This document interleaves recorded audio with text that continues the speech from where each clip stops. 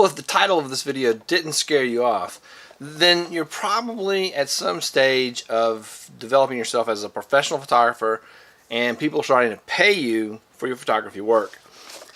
In this video, I'm going to go over paperwork. Three forms, three pieces of essential paperwork that you should have. Something that does these things at every photo shoot. First, foremost, absolute must-have. This one is probably a non-negotiable, unarguable thing. You need a model release. So I use a model release form. I developed. Okay, I'm not a lawyer. Didn't go to law school. None of that stuff. I went online and I Googled, model releases, sample model releases, model release template, that kind of thing. Found a model release. Put that into a Word document, tweaked it, modified it. One thing I did do, there's a different release you need for an adult model than for a non-adult model, a minor. So not a coal miner, like someone who's not 18. So you need a different model release for someone who is not an adult. Their guardian has to sign it. I made one form. It has one place for I am an adult, one place for I am the guardian of this person. I would offer. I'm afraid to offer like here's a PDF of my model release because lawyers go find your sample model release, download it. Look, this protects you from liability. This protects you from things going wrong and you getting sued for it. It doesn't. Obviously every contract can be contested. You need something to get started with. Also, it says people working for you, people who are associated with your photography thing. So if you have a second shooter or you have an assistant, the model release covers them as well. You need to make sure that it does those things. So, model release, number one, must have.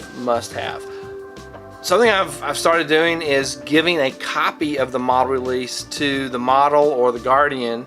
If there's 3 or 4 people in one family, then I just give one to the whole family. This is so that they know what they gave away, what they signed away. In the very short form, the photographer owns the digital digits, the pixels, the ones and the zeros. The photographer owns that.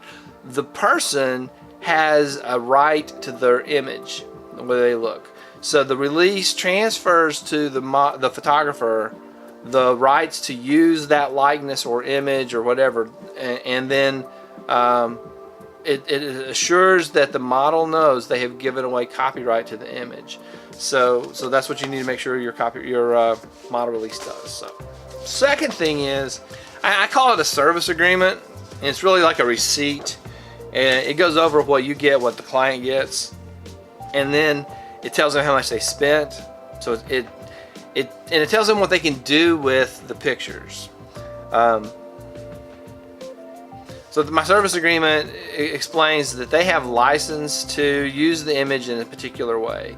And that can change on a case-by-case basis. There are cases where you as a photographer can sell your copyright back to the model if you want to. Or if you're hired by a concept called work for hire, that can kick in as well, so that the person who pays you actually ends up owning the copyright, but you have to work that out on paper ahead of time. The third thing is, this is also for me, I gotta have this piece. This guy here, I call it I shoot information, and I deliver digital images most of the time, and I deliver them via a cloud storage. So I got to get a contact information. How do they want it to be delivered? So 3 things. One is the model release. You got to have something that says legally this is going to happen, and I'm not going to get sued for it. Number 2, they need something that tells what they paid and what they paid for and what they got out of it. So I call that a service agreement, and give them that. And then the third thing is a shoot information form that tells me what am I supposed to do with these digital images once I have done it. And it also has a financial section on it where I sort of account for the money that came in and use that for my bookkeeping. So those are the 3 things that are essential pieces of paperwork for every photo shoot. Hope this was helpful. If it was, please click that like button, subscribe to the channel. I'm gonna do more of these how-to, helpful photography, videography videos, as well as I do motivational, inspirational videos and life lesson videos and things like that. I also have some science videos. Everything all in one place. It's like one-stop shopping. How about that? See you in the next episode.